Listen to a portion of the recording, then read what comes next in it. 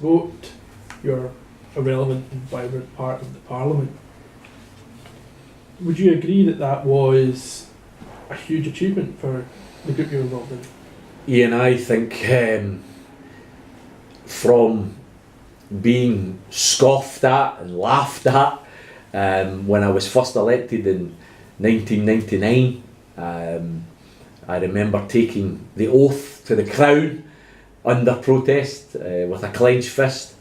I remember specifically saying that I was swearing to keep allegiance to the Crown, and you're supposed to say in all her lieges, and I managed to say her leeches and got away with it because I was so angry that here's somebody who is a Republican, who believes in democracy, who doesn't believe in any unelected monarchy. First thing I'm going to have to do when it's Scottish Parliament is lie. All these MSPs that have been elected on the basis of integrity, of honesty, of representing their constituents, first thing you need to do is lie. Swear an oath to somebody that you've got an oath to. It's just ridiculous, it's stupid, and it's one of the things that certainly I'm hoping to change if I'm elected to the next Scottish Parliament. I want an oath to the people instead of an oath to an unelected Crown. By the way, you can have a choice. Let's keep the oath to the Crown. Anybody wants to take the oath to the Crown, let them take the oath to the Crown. I want an oath to the people. There's got to be a change there. We investigated in '99. Can we take a seat and not take the oath? And the answer was no. Under the Scotland Act, a modern Scotland Act, you had to swear an allegiance to an elected Crown. That Scotland Act, by the way, was drawn up in 1997. 1997, and they wrote into the Scotland Act you have to swear an allegiance to an unelected monarch. How anachronistic is that? Complete and utter nonsense, completely out of accord with a modern democracy. I want a democracy and accountability bill introduced if I'm elected next year. I want recall of MSPs on the basis of 5% signing a petition, 5% of constituents. You can recall an MSP if they ever break a promise, if they ever break a commitment, you can recall them. I want workers, MPs on what average wage a skilled worker. I want MSPs to be given a job description so that they have to have regular surgeries and they have to take up their constituents' complaints, and if they don't, they can be recalled. And I want a new oath, an oath to the people of Scotland. Any of the old Tories, if they're ever elected again, if they're ever elected and they want to swear to the Crown, let them do it, but we should be swearing an oath to the people. So from my point of view, 1999, I think we were almost like the circus act, you know. The media like to run these stories about us to mock us, really, you know. It was that. But then, of course, Abolition of Pindons and Warrants with Bill 2000. Then I introduced a new bill for free, healthy, universal school meals. Finland did it, managed to tackle their horrible coronary heart disease problem, managed to tackle diabetes, managed to improve the life expectancy of the population. Why could Scotland not do it? And people used to laugh and scoff. We would get beat. The Labour Party voted against free and universal school meals. The Liberal Party, Lib Dems, who supported it in England last year, voted against it in 2002 Scottish Parliament, and the Tories voted against it. You expect the Tories to vote against it. So by 2003, I think it was clear that not only did we have a set of ideas, but we had a set of ideas that people were listening to. People were actually buying into, that the credibility of these ideas had increased. Point you made there, I was the leader of the SSP in 2003, and my direct opposite was John Swinney, who was the leader of the SNP, and I used to debate with him, TV debates and everything else, and quite clearly we were winning the allegiance of a lot of SNP supporters who saw in us not just independence but radical independence, a new Scotland, a better Scotland was possible. And in Glasgow we almost matched the SNP in terms of the number of votes, managed to get 2 MSPs elected, managed in Scotland to get 6 elected, and I think quite clearly it was the high point electorally. Yeah. for socialists. I mean, you can say that's the high point, because since then things haven't gone quite so well electorally for socialists in Scotland. Well, we had an incredibly messy situation that developed in 2004. Of course. And it's a long and complicated story. I obviously would tell my side of the story, and others would tell a different side to the story. I think the full story's not been told yet. I'm very, very confident in the fullness of time we will find that, just as they did during the miners' strike, and anybody that wants to read Seamus Millen's book, The Enemy Within, will find out that Roger Windsor, who became the General Secretary of the National Union of Mine Workers, was working for Special Branch. Seamus Millen detailed that and documented that. I'm quite confident in the fullness of time we'll find out that some of those who were involved in causing the discord within the SSP were fighting for a different side and for a different cause, because a party that was beginning to get a lot of influence and a lot of support on the basis of nationalisation, public ownership, redistribution of wealth was dangerous. It was dangerous, and it had to be divided. And clearly what developed was a very, very serious divide. I believe people betrayed me. I believe people lied about me. I believe people deliberately distorted stories in order to create a situation which resulted in a couple of court cases. Because the first one of those is a libel action that you chose to raise. Yeah, there's no doubt about that. There was an agreement within the SSP. A trade-off, Ian. I was the convener of the SSP at the time, and many people thought, no, don't take a libel action, Tommy. It's not the natural territory for socialists. It's the wrong thing to do. Don't do it. It's a story that could well have gone away. No doubt about it. It's not only a story that's gone away, it's a story from a protagonist who has since recanted. Fiona Maguire's went on record and told the world that she lied. She told a pack of lies. She's told the police that she lied. The police have said that they're not going to charge her with perjury because it's not in the public interest to charge her with perjury. But she was able to be paid a considerable sum of money by the News of the World to tell lies over 2 weeks in a row in the News of the World. And there's no doubt that that story could have probably gone away. But you know what, Ian, see, when you've been bullied, my natural instinct to bullies is to stand up to them. I don't like walking away from bullies, because see, if you walk away from a bully, they'll bully somebody else, and somebody's got to make a stand. I had an argument within my party, and we had a trade-off that I shouldn't take that court action as the convener of the Scottish Socialist Party, so I stood down and took that action as an MSP and as an individual who wasn't leading the SSP. Incredibly, that arrangement was reneged on, and people turned on me within the SSP. Not all of them, the overwhelming majority of the rank and file didn't, but the executive and the nomenclature, those who were being paid and who were liaison regularly with the News of the World, turned on us, and that deal was withdrawn, unbeknown to me.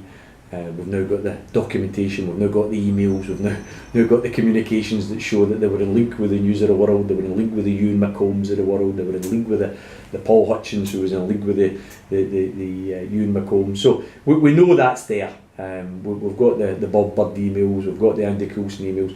That will all come out in the fullness of time. I'd hoped it would come out in the recent court case that Andy Coulson was involved in, but we see that the Crown managed spectacularly to deliberately undermine that because they were frightened of what was going to come out, because the whole Crown case against me was built on the foundations of the News of the World. The News of the World provided them with all of the statements, with all of the evidence, with all of the evidence that was used against me. That was fruit from a poison tree. That was fruit from a criminal organisation. And the Crown Office knows that when that comes out in court, there's going to have to be people being sacked. There's going to have to be resignations within the Crown Office. So they had to do their damnedest to make sure that the Coulson prosecution was undermined, which is what they've done. I mean, we've went on record now. We've called the leading police officers of Operation Median liars. We've called the Crown Office liars. Why is there no action? You know, why? There's libel laws in this country. You're not supposed to call people liars unless you can back it up. Why have they not taken any action? Who knows? I'm not in a position to answer. Of course you're not, Ian. It was a rhetorical question. This case, though, the target of this, although you might say in a roundabout way it was the party, it was you personally who was targeted in the particular articles. But probably as a result of the furore, the court cases, the drama that followed, there was a massive fall in support for the Socialist Party and for socialism in terms of who people were voting for in elections. And that's led obviously to a lot of people who relied on the socialist politics not being represented in the last couple of Scottish parliaments. Do you regret that that's how things worked out? Do you regret that there was less people voting socialist? Of course you do. Ian. That goes without saying. But do you know what? It's actually lazy journalism and it's lazy research. And I've read it and I've heard it. People saying, oh, the court case of 2006 led to the electoral disaster of 2007. The SSP went from 6 MSPs to no MSPs. That was all because of the court case. That was all because of the internal wrangling. That was all because of Tommy Sheridan. And then you say to yourself, what happened to the Green Party? Well, that's an obvious question. They What happened to the Green? 6, didn't they? No, they went from 7 to 2. Right. No wrangles, no court case, no big fallout.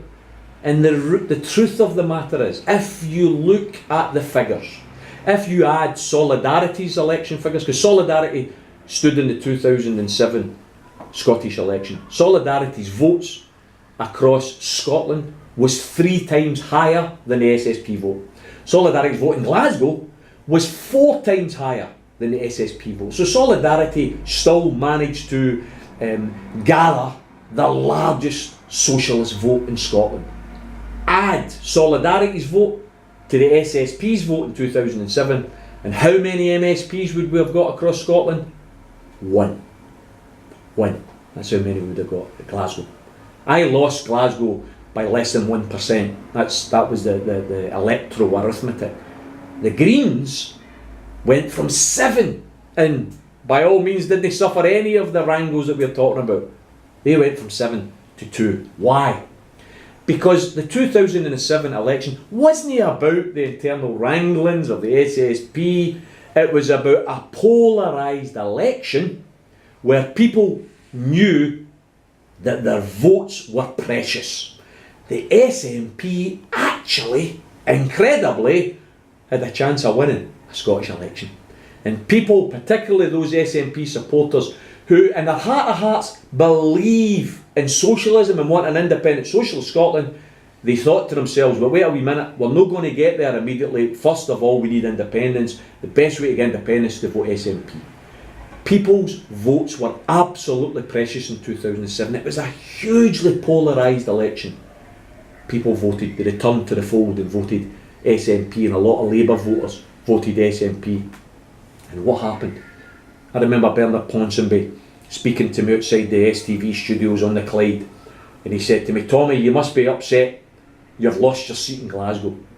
And I said, Bernard, yes, I'm personally upset, but politically I'm pleased. Scotland's moved to the left. There's the irony. The socialists have lost all their seats, but Scotland's moved to the left. Why? Because the SNP fought the 2007 election, abolished the council tax, replace it with income tax, opposition to the war, opposition to Trident, opposition to private finance initiative. They fought the 2007 election on a left of centre political programme. They actually stole the clothes of the old Labour Party. The Labour Party was the right of centre political party in that election. And yet of course it's then developed since then, Ian, but that was the first election where you can really say to yourself, this wasn't the Swinney of 2003, this was a much more left of centre election that the SNP fought. I believe, personally, the SNP looked at what was happening to their vote. They looked at how it was melting away to the SSP. They looked at how there was room for a left of centre party, and they decided, hey, never mind all the right-wing policies, let's occupy the ground, let's wear the clays that the Labour Party have discarded, let's put them on, because there's electoral support there. 2007, think about it.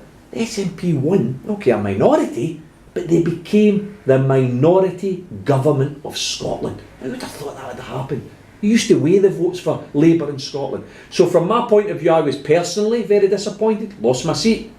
But politically, you've got to say, hey, wait a minute, SNP were anti-war, SNP anti-Trident, SNP anti-PFI, SNP calling for replacement of the council tax with an income tax. A policy, by the way, that they've since reneged on. SNP supported free school meals. All of these policies were left of centre policies, and they won an election on it. What does that show you? That shows you that there is a rich vein of support for radical left policies. So far, the SNP have been the main beneficiaries of that.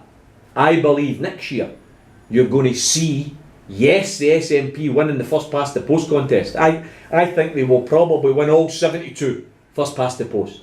But what the SNP voters have to understand is if they give both their votes to the SNP, they're not going to help the independence cause. They're going to help the unionist parties. They're going to vote for MSPs from the Labour Party, from the Tory Party, from the Liberal Party. But because of the electoral system, because of the way the DeHont system works, if the SNP supporters give both their votes to SNP, their second vote's a wasted vote. If they really want a pro-independence Holyrood, they're going to have to what? They're going to have to vote for one of the pro-independence parties. Now, I'm going to ask them to vote for Solidarity. Of course I am. I'm the co-convener. I'm asking, please vote Solidarity. But if they're not going to vote Solidarity, please vote for one of the other pro-independence, anti-austerity parties. Don't give both your votes to the SNP. Give your first vote to the SNP.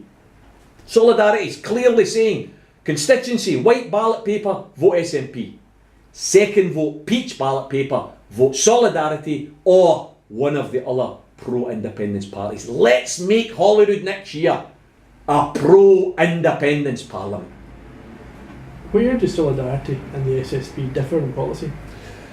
I'm not sure. I've not looked at the SSP's manifesto. I'm not sure what they're going to fight on, Ian. We're certainly going to be fighting on the Democracy Accountability Bill that I talked about earlier. We're going to be fighting on a programme that demands, instead of compliance with austerity, that we defy austerity, that our local authorities and our Scottish Parliament have to understand that the Scottish people never voted for cuts. They voted for investment. They voted for public services. That means councils up and down the country, the 32 local authorities in Scotland, have to look at the needs of the people, not the cuts, the needs of the people. They need to set needs budgets, not cuts budgets. That's what has to be implemented.